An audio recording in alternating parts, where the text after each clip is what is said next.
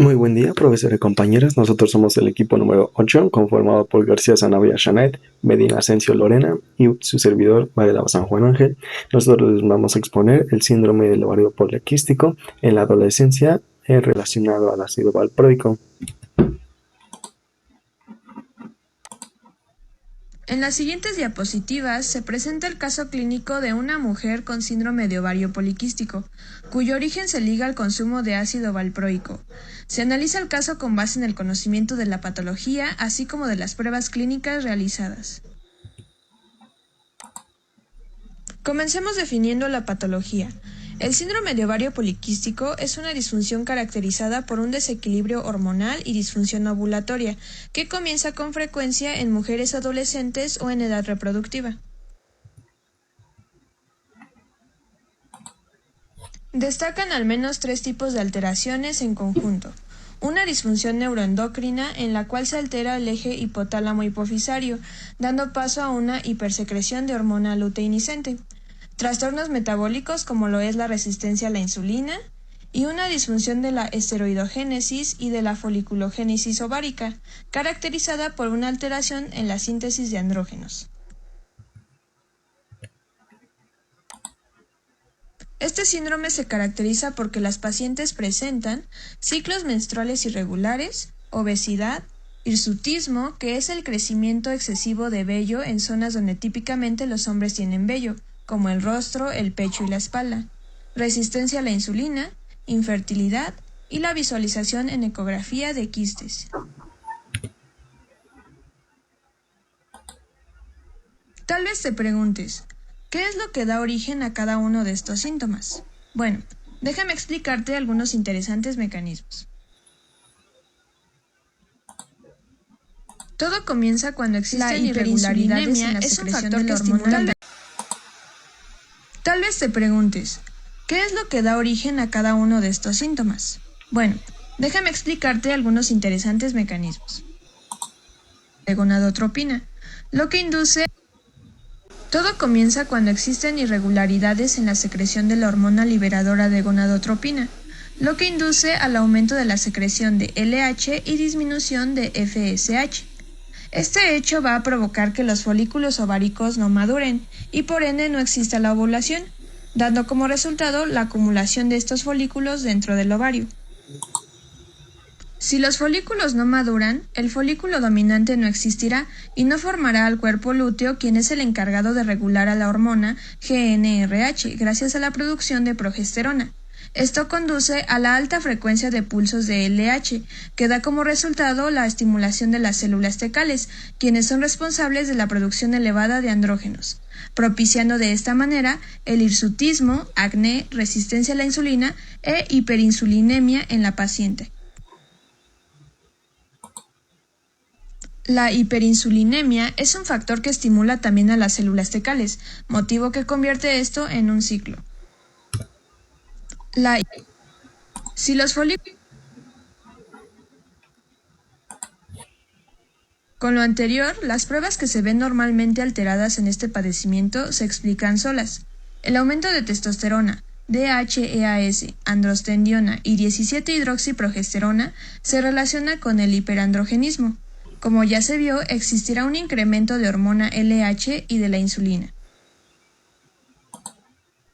Por otra parte, se ha observado la disminución de la globulina transportadora de hormonas sexuales, que es responsable del transporte de varias hormonas por la sangre en sus formas metabólicamente inactivas, con lo cual aumenta la fracción libre y la actividad biológica de los andrógenos.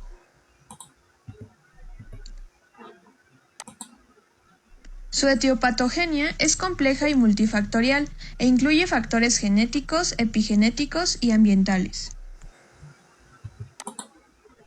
Es importante hacer mención del mecanismo de acción del ácido valproico, ya que es pieza clave en este caso clínico. El ABP es un medicamento indicado en padecimientos como la epilepsia, convulsiones febriles o tics infantiles. Este facilita la acción del GABA, un neurotransmisor neuronal de carácter inhibitorio, y como consecuencia disminuye la excitabilidad neuronal responsable de las crisis epilépticas.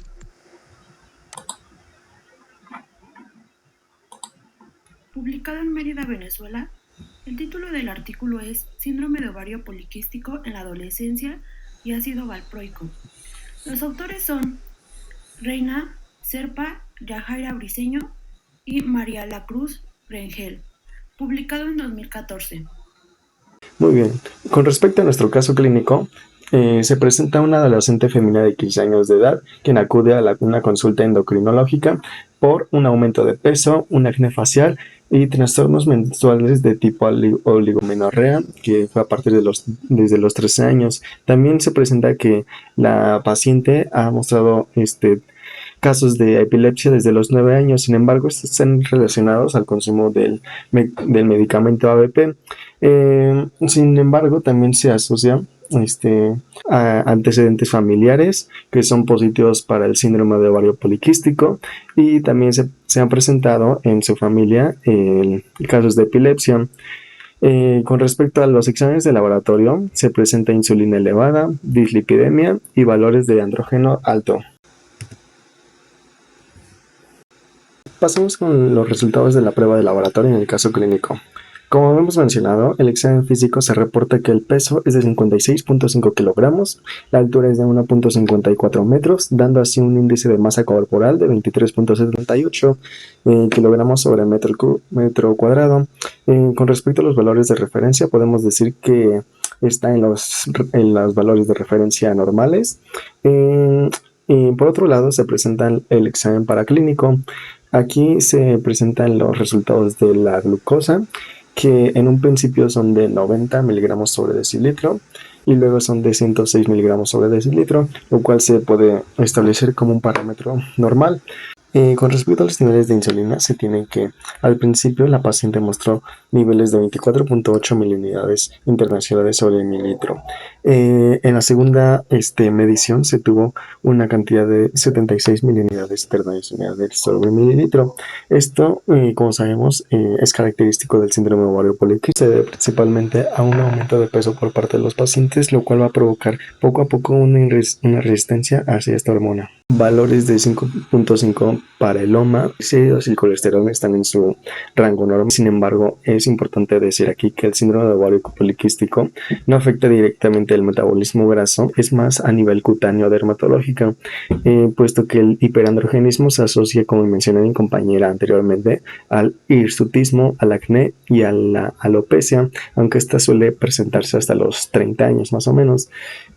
Es debido a que las glándulas sebáceas se van a encargar de producir excesivamente sebo, lo que lleva lugar a una seborrea, que es inmediatamente luego del incremento androgénico, es decir, a una elevación elevada de testosterona. De manera que el acné es la primera manifestación dermatológica, apareciendo algún tiempo después de la menarquía en niñas con hiperandrogenismo. Sin embargo, ustedes se podrían preguntar a qué se debe la aparición del acné con la elevación de la testosterona. Y muy bien, es debido a que la acción de la testosterona, que es mediada por la correspondiente enzima 5-alfa reductasa, actúa sobre el folículo polisebáceo, generando así seborrea y acné. Es decir, que cuando los andrógenos incrementan, la cantidad de sebo en la glándula sebácea modifica las características, aumentando la cantidad de ácidos grasos, lo cual actúa de forma directa sobre el queratinocito folicular, incrementando así la proliferación local, estimulando factores de crecimiento locales, lo que se traduce a un aumento de los gránulos de queratonoidalina y una alteración en la descamación folicular en el conducto polisáceo. Respecto al perfil hormonal, se presentan niveles de LH de 8.76 miliunidades internacionales sobre mililitro, lo cual está por arriba de los valores de referencia, lo cual orienta el diagnóstico a un síndrome de ovario poliquístico, ya que recordemos que se da mucho la alteración hormonal. El nivel de FSH, la hormona folículo estimulante, presenta valores de 5 a 20 miliunidades internacionales sobre mililitro, lo cual está dentro del rango. Sin embargo, la relación entre LH y FSH es de 1.09, también está dentro del rango. Y por otro lado, el estradiol presenta valores de 69 picogramos sobre decilitro, lo cual todavía está dentro de los rangos normales. Por último tenemos a la testosterona. la cual presenta niveles de 160 nanogramos sobre decilitro, y lo cual está muy por encima del rango de referencia. Es importante destacar de aquí es los niveles altos de testosterona, que es característico de este síndrome, en donde se presenta un hiperandrogenismo. Por otro lado, los niveles de LH, bueno, las alteraciones hormonales, aún no se sabe es el origen de estas alteraciones. Otras pruebas complementarias que ayuden al diagnóstico sería la hiperandrogenemia, corroborado bioquímicamente por ensayos ultrasensibles. Debería de ser un hallazgo clínico después de excluir otras patologías que cursen con hiperandrogenismo, aunado a las alteraciones menstruales luego de 2 años de la menarquía. Los exámenes físicos constan de el acné, se observa acné y alopecia andrógena. Esto quiere decir pérdida de cabello como el patrón de los hombres. También acantosis nigrans. Esto es cuando, como te dicen, no, lávate mejor el cuello porque se te ve muy negro. Entonces, esas personas no es que no se hayan bañado, sino que ya es parte de esta patología que, bueno, uno de los síntomas secundarios de la patología que hacen que se vean así. Las axilas, el cuello, muy obscurecidos. También es aconsejable a completar los exámenes físicos con la medición de la presión arterial, exámenes de tiroides, exámenes de mamas y inspección de los genitales. En caso de mujeres sexualmente activas, se tendría que hacer se tendría que ir con el ginecólogo y, y bueno, también se debe calcular el índice de masa corporal y la distribución de la grasa. También recordemos que esta enfermedad no todas las mujeres presentan los mismos síntomas, así que es recomendable hacer todos los exámenes físicos para hacer un buen diagnóstico. Otro examen clínico que nos pueden apoyar con el diagnóstico es la androstenediona, que es un andrógeno fundamentalmente de origen ovárico y puede ser el único andrógeno elevado en una mujer con SOP. Por eso es de suma importancia su cuantificación. En comparación a la testosterona, este andrógeno se mantiene elevado hasta las etapas tardías de la transición menopáusica. Además, tiene la ventaja de que su determinación se realiza con un solo tipo de ensayo, lo que no genera variabilidad de los resultados. Aunque no es un andrógeno de primera línea, puede ser determinado en caso de duda diagnóstica. Para los exámenes de hormonas, en aquellas mujeres con menstruaciones regulares entre los días 3 y 9 del ciclo durante la fase folicular, porque durante la TC el UTE aumenta y los niveles de andrógenos, como consecuencia de los elevados niveles de progesterona. Si las mujeres vienen recibiendo anticonceptivos orales, estos deben de ser suspendidos para que no alteren los resultados.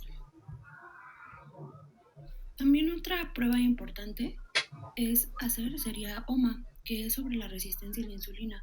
Muchas de las personas que tienen este padecimiento del SOP tienen como efecto secundario esta patología. OMA es un método para evaluar la función de las células betas, la resistencia a la insulina y la sensibilidad de la insulina a partir de concentraciones de glucosa basal e insulina o C-péptidos. Es desarrollada por la Universidad Oxford. El síndrome de ovario poliquístico es frecuentemente en mujeres con epilepsia, como resultado de múltiples factores ambientales y genéticos. Se debe poner especialmente atención a personas que reciben tratamiento con ABP, son obesas o empiezan a tener un aumento de peso muy rápido y cambios metabólicos como resistencia a la insulina, hiperandrogenismo y la obesidad. Está estrechamente relacionada con el SOP y asociada al ABP. El conocimiento de estas dos patologías permite elegir o modificar el tratamiento antiepiléptico más indicado según el tipo de crisis que nuestro paciente tenga. Agradecemos su atención. Muchas gracias.